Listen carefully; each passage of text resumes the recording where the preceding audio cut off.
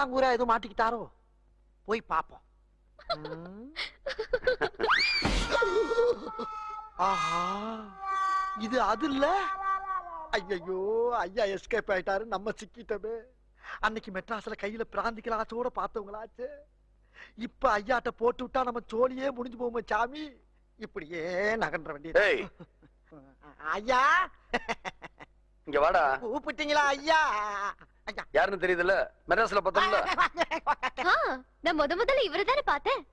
கையில கிளாஸோட இருந்தாரு. கிளாஸா? ஆமா. என்னடா? அது வந்து நான் உங்க வீட்டுக்கு வந்தப்போ யாரு என்னன்னு தெரியறதுக்கு முன்னால இவர்தானே கிளாஸ்ல காஃபி எல்லாம் கொடுத்தாரு. ஓஹோ. ஐயோ ஐயோ,